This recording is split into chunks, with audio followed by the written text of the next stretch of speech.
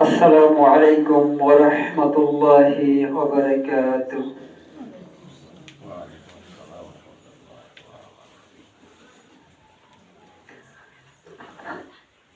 الحمد لله الحمد لله نحمده ونستعينه ونستغفره ونعوذ بالله من شرور أنفسنا ومن سيئات أعمالنا. من يهديه الله فلا مضل له ومن يضلل فلا هادي له. ونشهد أن لا إله إلا الله وحده لا شريك له. ونشهد أن محمدا عبده ورسوله. أما بعد فإن خير الحديث كتاب الله وخير الهدي هدي محمد صلى الله عليه وسلم وشر الأمور محدثاتها وكل محدثة بدعة وكل بدعة ضلالة وكل ضلالة في النار. أعوذ بالله من الشيطان الرجيم. بسم الله الرحمن الرحيم. يا أيها الذين آمنوا اتقوا الله حق تقاته ولا تموتن إلا وأنتم مسلمون. يا أيها الناس اتقوا ربكم الذي خلقكم من نفس واحدة وخلق منها زوجها وبث منهما رجالا كثيرا نساء. اتقوا الذي تساءلون به والأرحام إن الله كان عليكم رقيبا. أعوذ بالله من الشيطان الرجيم. بسم الله الرحمن الرحيم. يا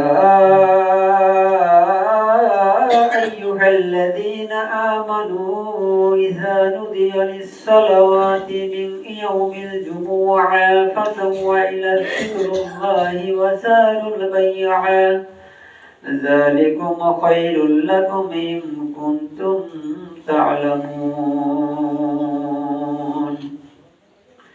بسم الله الرحمن الرحيم. آمنت بالله وملائكته وكتبه ورسله واليوم الآخر وشره والخيره. بسم الله الرحمن الرحيم. عن أبي هريرة رضي الله عنه قال قال رسول الله صلى الله عليه وسلم قال احتاج آدم وموسى فقال موسى يا آدم أنت الذي خلق الله بيده. بسم الله الرحمن الرحيم. كل مولود يولد على الملة فأبواه يوحيدانه وينصرانه ويشركانه. رواه الترمذي. আলহামদুলিল্লাহ, সমস্ত প্রশংসা সেই মহান রব্বুল আলামিনের জন্য। শান্তি অবতীর্ণ হোক আমাদের প্রিয় নবী মুহাম্মদ মুস্তাফা সাল্লাল্লাহু আলাইহি ওয়াসাল্লামের উপরে, সবাই সাল্লাল্লাহু আলাইহি ওয়াসাল্লাম। সম্মানিত উপস্থিতি, আল্লাহ সুবহানাহু ওয়া তাআলা আমাদেরকে এক সপ্তাহ পরে আবারও তালিবাতের জন্য তালি মসজিদ ঘরে আসার তৌফিক দান করেছেন। এজন্য সবাই বলি আলহামদুলিল্লাহ।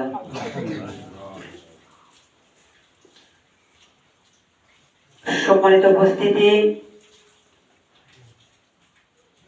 আজকের জুমার খুতবার সংক্ষিপ্ত খুতবার বিষয় তাকদীর।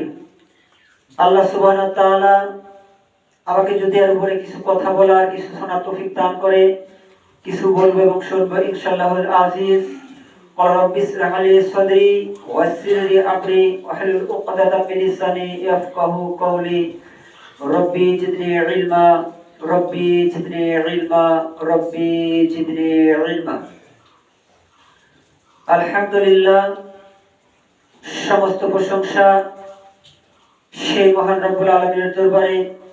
আমাদেরকে সুস্থ শরীরে তার ইবাদতের জন্য মসজিদে আসার তৌফিক দান করেছেন। আবার বলে আলহামদুলিল্লাহ।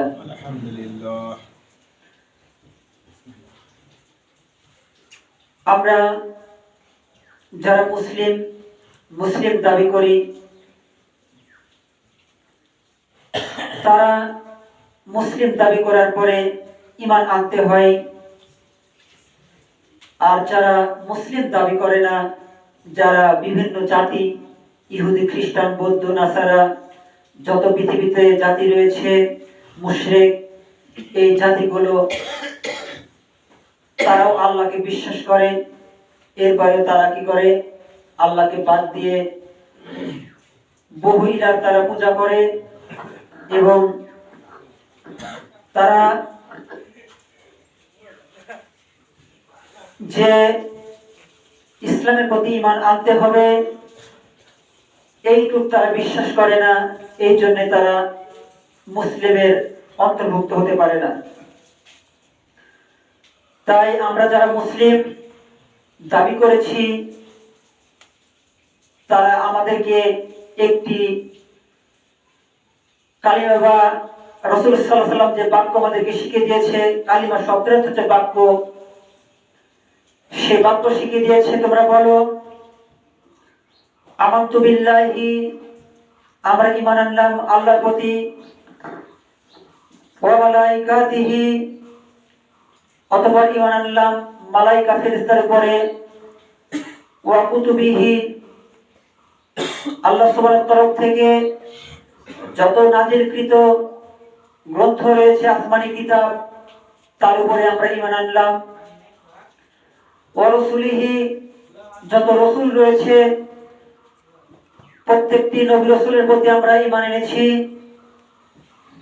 ওয়া শাররিহি, শার শব্দ হচ্ছে ক্ষতি, যত ক্ষতি রয়েছে তার প্রতি আমরা ঈমান আনলাম, ওয়াল খায়রিহি, এবং আমাদের যত ভালো রয়েছে তার প্রতি ঈমান আনলাম, ওয়াল ইয়াউমিল আখির, এবং আমাদের মৃত্যুর পরে যে আখিরাত রয়েছে তার প্রতি ঈমান আনলাম।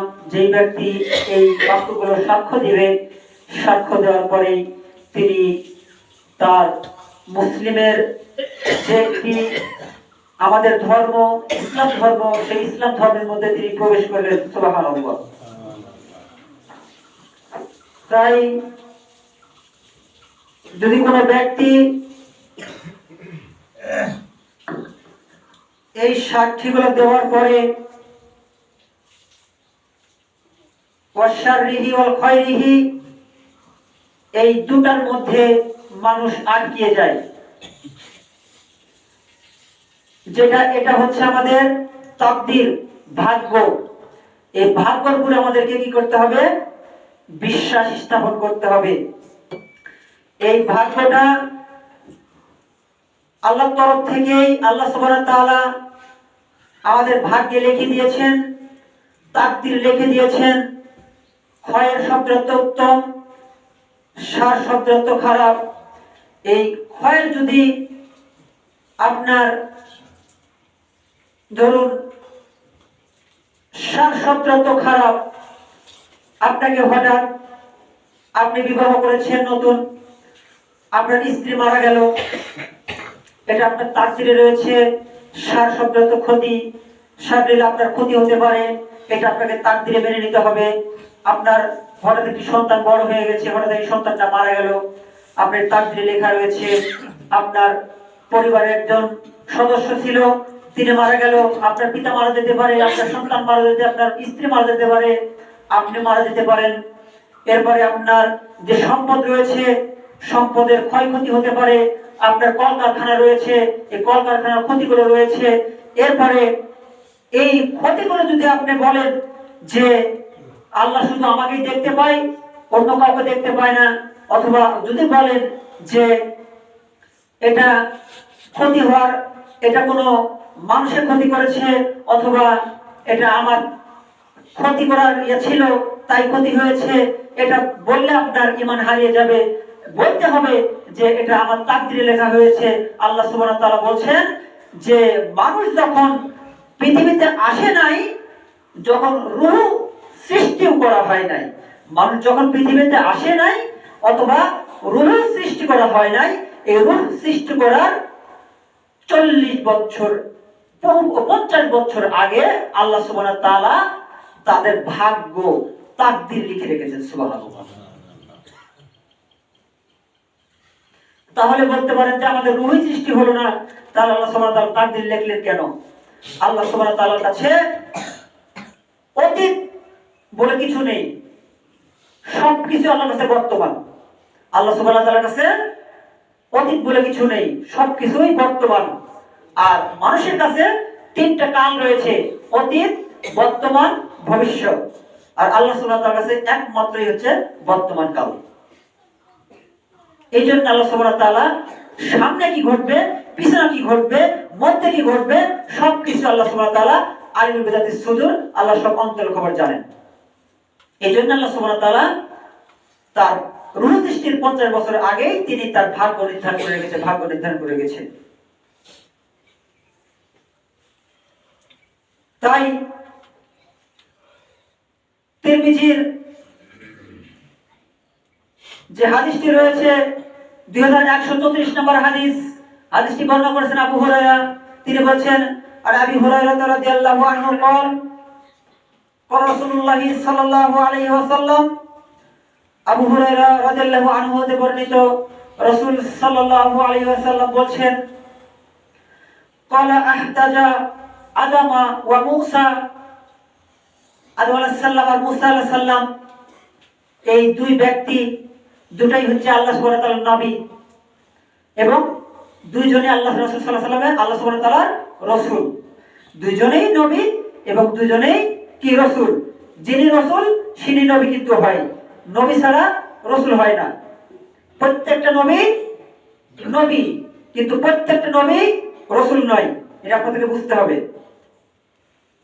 তাই এই যে আদম আলাইহিস সালাম আর মূসা আলাইহিস সালাম, এই দুইজনই দুই নবী, রূহ জগতে তাদের দেহ সৃষ্টি করা হয় নাই এবং পৃথিবীতেও আসে নাই।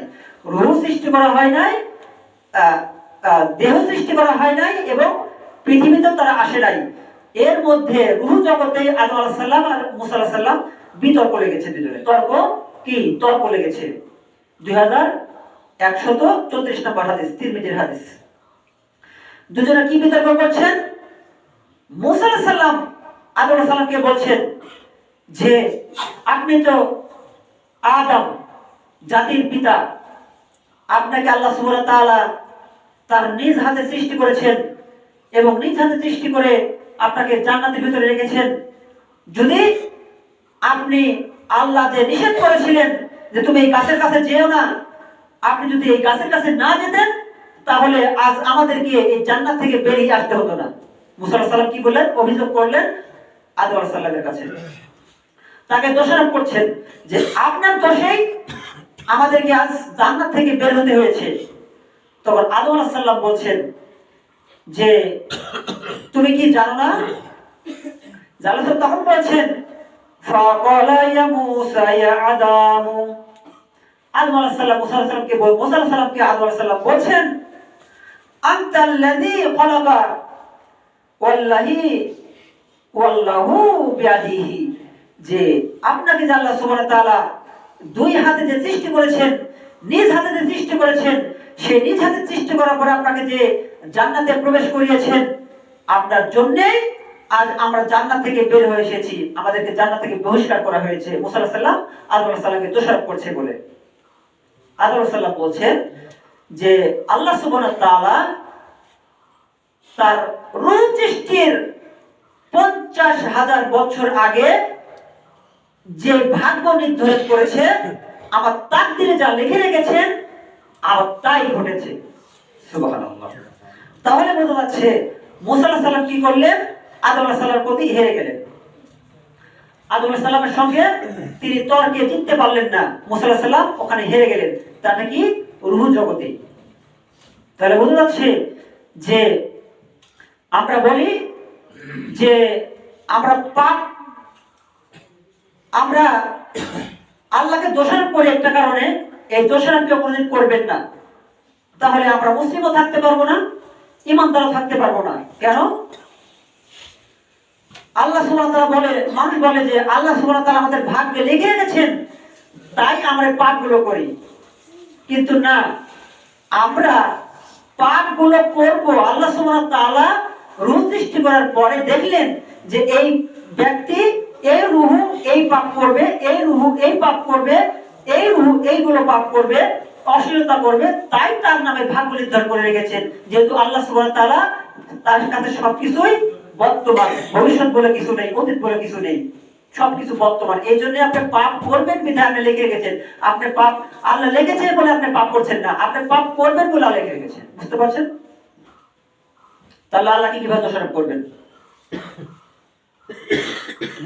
এইগুলো আমাদেরকে বুঝতে হবে আগে। তাই যত পৃথিবীতে নবী রাসূল এসেছে এবং যত মানুষ এসেছে এবং যত গত হয়ে গেছে এবং যত আসবে, প্রত্যেকটি মানুষের রূহ একদিনে সৃষ্টি, একসঙ্গে সৃষ্টি।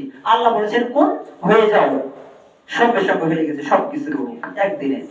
তাহলে যদি একদিনে সৃষ্টি না হতো, তাহলে আদম আলাইহিস সালাম সর্বপ্রথম এসেছে আর মুসা আলাইহিস সালাম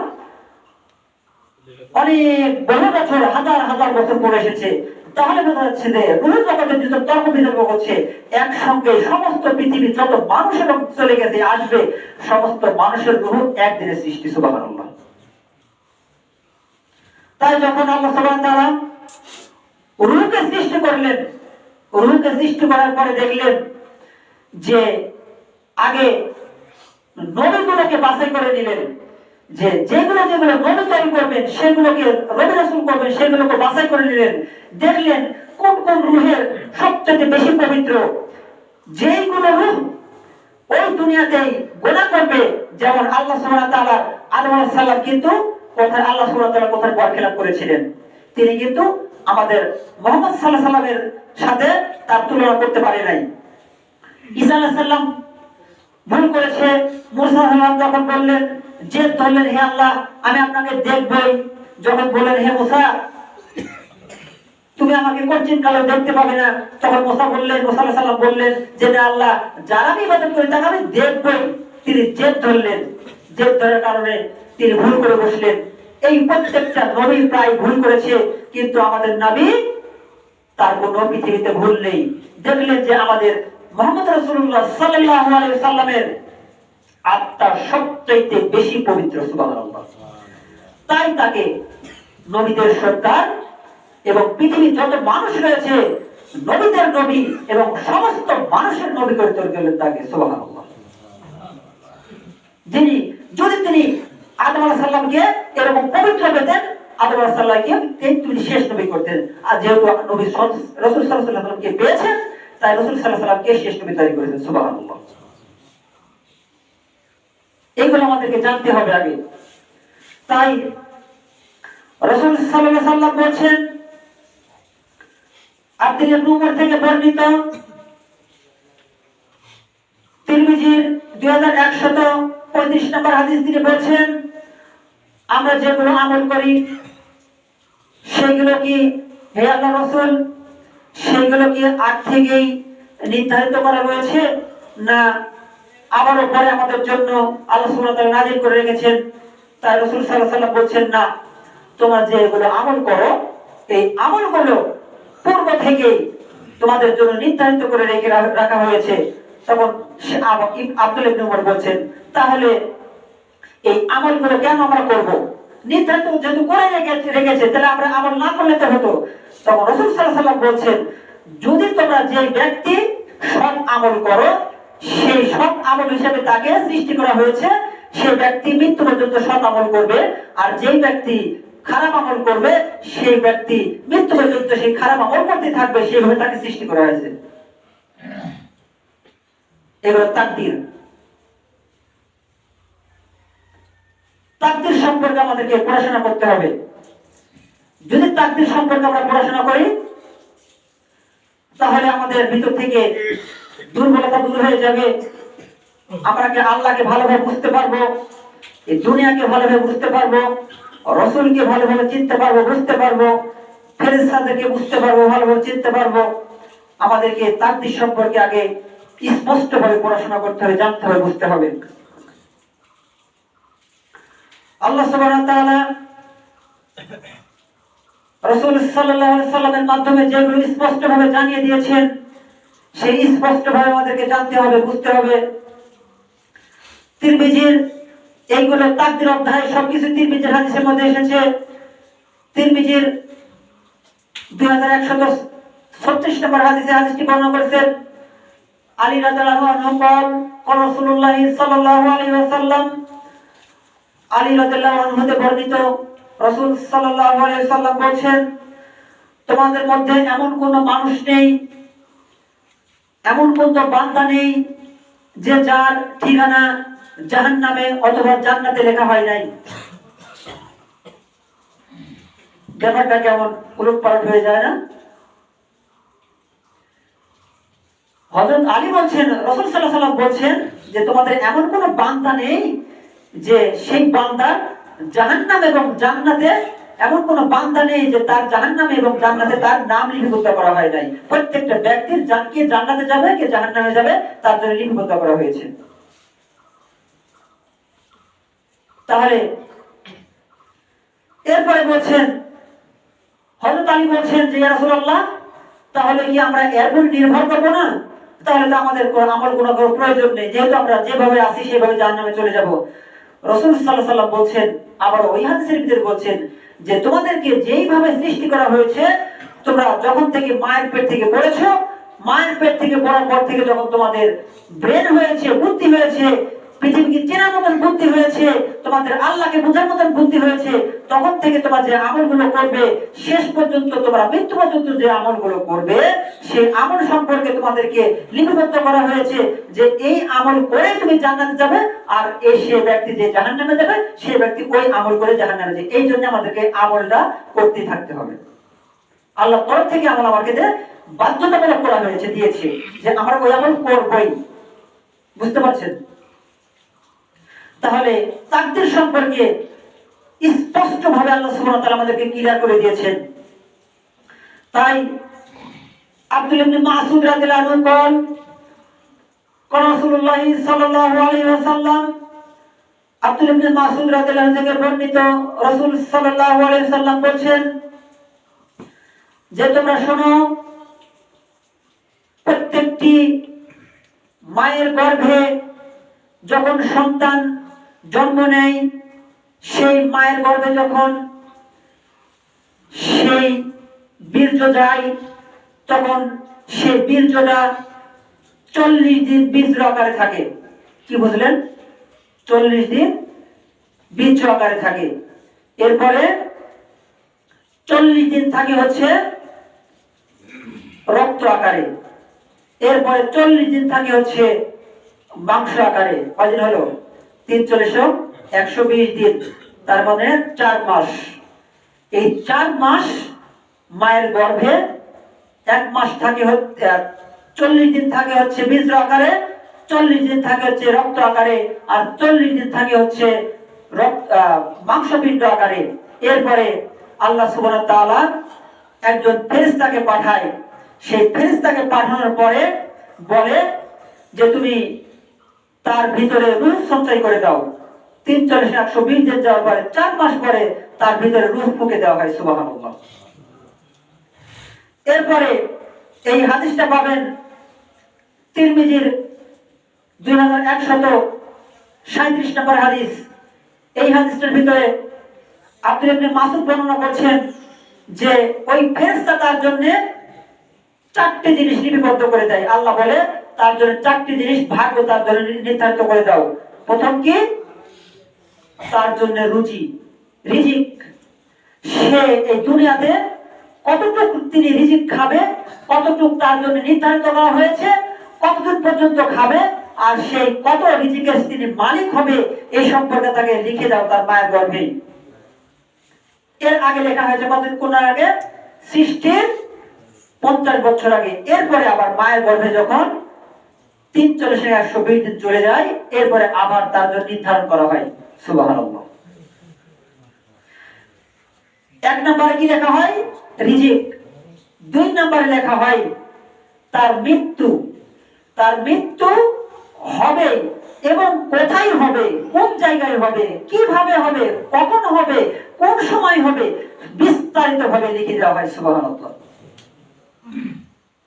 4 নম্বরে তিনি কি কর্ম করবে, কি আমল করবে, এই আমলগুলো লিখে দেওয়া হয়, তাকদীরে লিখে দেওয়া হয়। 3 নম্বরে বেলায় লিখে দেওয়া হয়। আর 4 নম্বরে বেলায় লিখে দেওয়া হয় সে সৌভাগ্যবান হবে না দুর্ভাগ্যবান হবে। কেন? রূহ সৃষ্টি করার আগে আমরা কিভাবে বুঝতে পারলাম আমরা সৌভাগ্য হবে এবং দুর্ভাগ্য হব? আমরা তো পাপ করি নাই, আমরা তো গুনাহ করি নাই, তাহলে আমরা সৌভাগ্য এবং দুর্ভাগ্য হলাম কেমন ভাবে? ওই যে আল্লাহ বলছেন যে আল্লাহ সুবহানাহু ওয়া তাআলা দেখলেন যে এই রূহ পৃথিবীতে যাওয়ার পরে ইনি জিনা করবে, ইনি ব্যভিচার করবে, ঘুষ খাবে, সুদ খাবে, মানুষের সাথে অন্যায়ভাবে কথা বলবে, মানুষের সাথে রাগান্বিতভাবে কথা বলবে, কর্কশ ভাষায় কথা বলবে, মানুষকে ধিক্কার দিবে, মানুষের সাথে খারাপ আচরণ করবে। এরপরে তিনি সুদ খাবে, ঘুষ খাবে। এই জন্য আল্লাহ সুবহানাহু ওয়া তাআলা তার জন্য দুর্ভাগ্যবান লিখে দিলেন তার তাকদীরের মধ্যে। আর যেই ব্যক্তি সৌভাগ্য লিখে দিলেন, দেখেন না যে এমন একটি বাচ্চা তৈরি হয়েছে এক পরিবারে, সেই বাচ্চা ছোট থেকেই এমন স্বভাবের তৈরি হয়েছে, মৃত্যু পর্যন্ত সেই ব্যক্তি কোনোদিন খারাপ কাজ করে নাই, কেউ বলতে পারে না এই ব্যক্তি আমার চোখে খারাপ ধরেছে, ওই ব্যক্তি সৌভাগ্যবান ব্যক্তি। সুবহানাল্লাহ। বুঝতে পারছেন তো যে তাকদীর কিভাবে লেখা হয়? তাই আল্লাহ সুবহানাহু ওয়া তাআলা এই তাকদীর সম্পর্কে বলতে গিয়ে সমস্ত কিছু বিস্তারিত ভেঙে দিয়েছেন।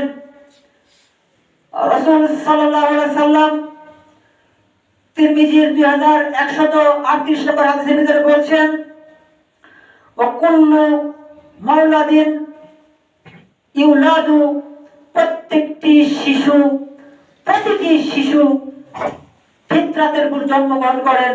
মিলাদু আলা ফিতরাতিন, মিলাদু আলা ফিতরাতিন, প্রত্যেকটা শিশু ফিতরাতের উপর জন্মগ্রহণ করেন। কি ফিতরাত? মিল্লাত ইব্রাহিম ওয়া সামাকুমুল মুসলিমিন। আমার মিল্লাতের ইব্রাহিম ছিলেন একজন মুসলিম। এই মিল্লাতের উপরে প্রত্যেকটা শিশু জন্মগ্রহণ করে। আর সাহাবীরা প্রশ্ন করলেন যে রাসূলুল্লাহ, আবু হুরায়রা বলছেন, ইয়া রাসূলুল্লাহ, যে সন্তান শিশুকালে মারা যায়, হিন্দুর ঘরে হোক, বৌদ্ধর ঘরে হোক, খ্রিস্টানের ঘরে হোক, ইহুদির ঘরে হোক, নাসারের ঘরে হোক, বৌদ্ধর ঘরে হোক, আর মুসলমানের ঘরে হোক, যে কোনো জাতির ঘরে হোক না কেন, রাসূল সাল্লাল্লাহু আলাইহি ওয়াসাল্লাম বলছেন যেই ব্যক্তি শিশুকালে মারা গেল 7 বছর আগ পর্যন্ত সে মুসলিম থাকবে। সুবহানাল্লাহ। তাহলে এরপরে তখন রাসূল সাল্লাল্লাহু আলাইহি ওয়াসাল্লাম বলছেন তার পিতা তাকে কি বানায়? তার পিতা মাতা তাকে ইহুদি বানায়, তার পিতা মাতা তাকে মুশরিক বানায়, তার পিতা মাতা তাকে খ্রিস্টান বানায়, তার পিতা মাতা তাকে বৌদ্ধ বানায়, তার পিতা মাতা তাকে ইহুদি বানায়। এইভাবে তার পিতা মাতা তার সন্তানকে যখন 7 বছর পূর্ণ হয়ে যায়, যখন তার ইবাদতের যোগ্য হয়ে যায়, তাকে তার পিতা মাতা যে ইবাদত করে সেই ইবাদতে তারা, সেই আমলে তারা পরিণত হয়ে তারা সেই জাতি তৈরি হয়ে যায়। তাই আমাদেরকে এই তাকদীর সম্পর্কে বিস্তারিত জানতে হবে। তাকদীর সম্পর্কে যদি আমরা বিস্তারিত জানতে পারি তাহলে আমাদের আমলগুলো সুন্দর হবে। এরপরে আমরা আল্লাহ সুবহানাহু ওয়া তাআলার কাছে প্রিয় বান্দা হয়ে উঠতে পারবো। আর সমাজে আমরা একজন ভালো মানুষ হয়ে উঠতে পারবো। তাকদীর সম্পর্কে যদি আমরা বিশ্বাস না করি, তাকদীর সম্পর্কে যদি আমরা ভালোভাবে না জানি, তাহলে আমাদের ঈমান নষ্ট হয়ে যাবে। কারণ যদি আপনি মুখফসকে বলে ফেলে দেন যে আল্লাহ আমার এই ক্ষতিগুলো করে ফেললো, তখন আপনি আল্লাহর অপবাদ দিলেন, নাউযুবিল্লাহ। তখন আপনি তাকদীরে বিশ্বাস করলেন না। এই জন্যই সহিহ বুখারীর হাদিসে এসেছে, 6018 নম্বর হাদিসের ভিতরে রাসূল সাল্লাল্লাহু আলাইহি ওয়াসাল্লাম বলেছেন, হাদিসটি বর্ণনা করেছেন আবু হুরায়রা, তিনি বলেছেন, মান কানা ইউমিনু বিল্লাহি ওয়াল আখির, যে ব্যক্তি আখিরাতের প্রতি এবং আল্লাহর প্রতি বিশ্বাস রাখে, ফালা ইউজি জারাহু, সে যেন কি করে, মানুষের সাথে ভালো আচরণ করে, তাকে যেন কটু কথা না বলে, তার সাথে যেন কর্কশ ভাষায় কথা না বলে, তাকে যেন রাগান্বিত হয়ে কথা না বলে, সুন্দরভাবে কথা না বলে। রাসূল সাল্লাল্লাহু আলাইহি ওয়াসাল্লাম বলেছেন, যদি তোমরা সুন্দরভাবে কথা বলতে না পারো তাহলে তোমাদের মুখখানা বন্ধ রাখো। আল্লাহ সুবহানাহু ওয়া তাআলা আমাদেরকে সুন্দর কথা এবং সুন্দরভাবে বোঝার তৌফিক দান করুন। সকলে আমিন।